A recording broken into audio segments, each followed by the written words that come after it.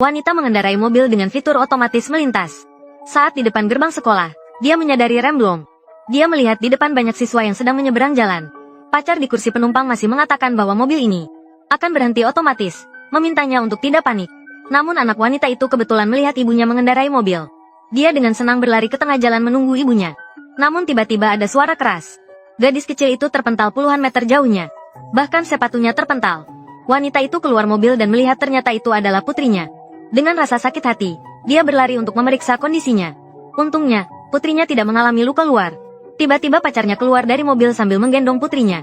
Dia juga mengatakan bahwa saat rem blong tadi, kepala Xiaoyu terbentur sampai berdarah. Dia menyuruh wanita itu segera membawa Xiaoyu ke rumah sakit.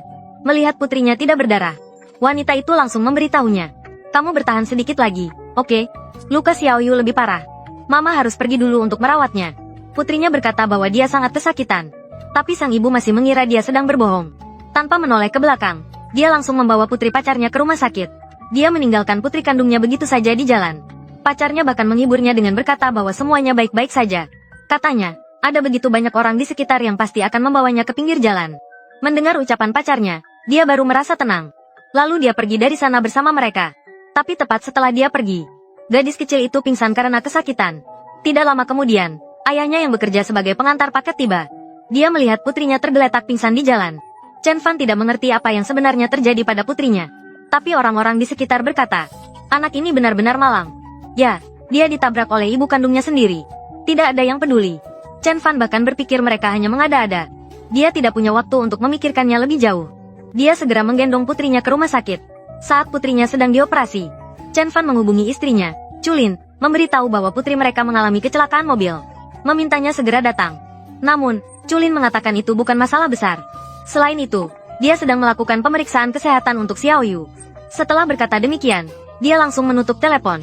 Tiba-tiba dokter dari ruang operasi keluar.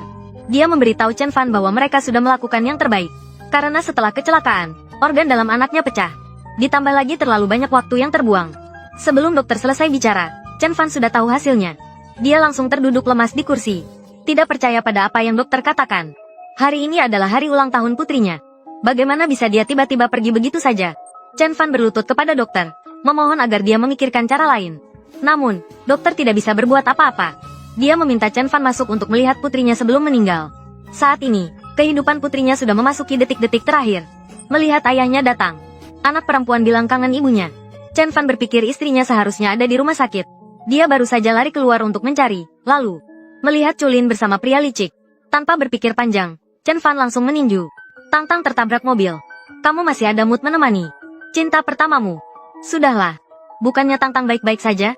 Bahkan tidak ada darah. Aku ada di tempat kejadian. Mana mungkin aku tidak tahu. Chen Fan tidak menyangka bahwa apa yang dikatakan orang-orang di jalan itu benar. Tapi sebelum dia sempat mengurus semuanya dengan istrinya, Chulin malah memintanya untuk meminta maaf kepada pria licik itu. Bahkan berkata bahwa dia adalah wakil direktur perusahaan besar. Kamu, seorang pengantar makanan, bagaimana berani menyentuhnya?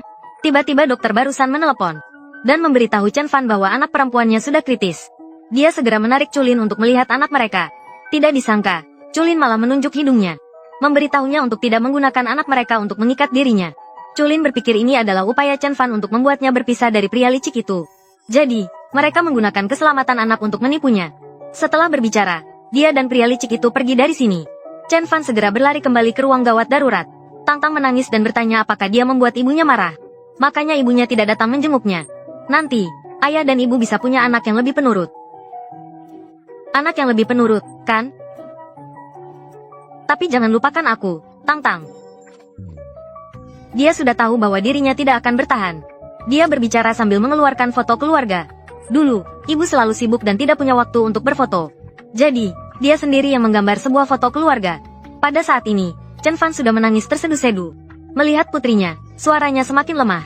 Dokter di sampingnya juga meneteskan air mata. Tidak lama kemudian, gadis kecil itu benar-benar meninggalkan dunia ini. Chen Fan menangis dan berkata semua ini salahnya. Ayah yang berdiri di sampingnya mengatakan kepadanya, dulu saya berkali-kali mencoba meyakinkanmu untuk meninggalkan wanita itu. Namun kamu tetap keras kepala. Hingga akhirnya ini menjadi hasilnya hari ini.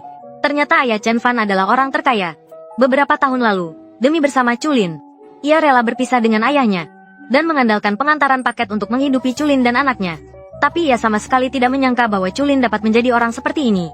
Chen Fan berlutut di hadapan ayahnya untuk meminta maaf. Ia bahkan berjanji kepada ayahnya bahwa ia siap kembali ke keluarga. Ayahnya sudah menunggu momen ini begitu lama. Tidak lama kemudian, dokter memberikan Chen Fan surat kematian. Saat ia sedang menandatangani dokumen itu, ia kebetulan melihat Chulin sedang merawat anak perempuan pria licik itu. Kali ini, ia tidak terlihat emosional. Sebaliknya, Chulin yang melihatnya, berdiri sendiri di sini tanpa merawat anaknya. Lalu ia berjalan menghampirinya dan memarahinya habis-habisan. Bahkan ia berkata bahwa Tang Tang pasti merasa sangat kesepian di ruang rawat. Mendengar itu, Chen Fan berdiri dan dengan tenang berkata padanya, "Chulin, kita bercerai saja." Chulin sangat senang mendengarnya. Dia sudah lama berharap bisa bercerai dengan Chen Fan. Dengan begitu, dia bisa menikahi pria licik yang menjadi wakil direktur perusahaan besar. Tapi dia punya satu permintaan. Jika bercerai, hak asuh anak perempuan harus diberikan kepadanya. Setelah mengatakan itu, dia pun meninggalkan tempat tersebut. Dokter yang berada di dekatnya tidak bisa lagi menahan diri. Dia bertanya kepada Chen Fan apakah dia membutuhkan dukungan finansial. Jika memang membutuhkan, dia bersedia membantunya tanpa syarat. Namun, tiba-tiba ada sekelompok orang memakai kacamata hitam yang berlari mendekat. Mereka menyambut sang tuan muda kembali ke rumah. Hari pemakaman putri Chen Fan pun segera tiba. Chen Fan tidak memberitahu Chulin. Namun, semua orang berpengaruh di kota hadir. Dapat diundang ke pemakaman keluarga Chen, sang konglomerat terkaya, adalah sebuah kehormatan. Yang hadir semuanya adalah tokoh-tokoh terkenal. Selain itu, semua orang mengetahui bahwa sang konglomerat telah menyebarkan kabar bahwa identitas pewaris keluarga Chen akan diumumkan di pemakaman tersebut. Namun, saat itu di tengah jalan, Chulin sedang pergi ke pemakaman bersama pria licik. Karena pria licik adalah wakil direktur cabang perusahaan keluarga Chen. Dia menghabiskan banyak uang untuk mendapatkan undangan pemakaman keluarga Chen. Jadi, pria licik membawa Chulin untuk membuka wawasan. Tiba-tiba, Chulin teringat harus menemui putrinya hari ini. Maka dia menelepon Chen Fan. "Chen Fan, tolong beritahu Tang Tang. Hari ini aku akan menemani Zheng Hui untuk menghadiri pemakaman yang penting. Jadi aku tidak bisa menemuinya. Terserah kamu. Tenang saja. Hadiah untuk Tang Tang sudah aku beli. Besok aku akan benar-benar menebus kesalahan kepadanya." "Tidak perlu. Kamu tidak akan punya kesempatan lagi." Halo. Ah, anakku. Jangan pedulikan orang itu lagi. Hari ini kita akan menghadiri pemakaman keluarga Chen dengan standar tertinggi di Hangzhou. Kabarnya, dia pernah membawa kejayaan bagi keluarga Chen. Tetapi demi seorang wanita, dia menyembunyikan identitasnya dan meninggalkan keluarganya. Benar, dia telah kembali. Ini juga akan menjadi orang besar yang menguasai nadi kehidupan seluruh kota Hangzhou. Tokoh besar.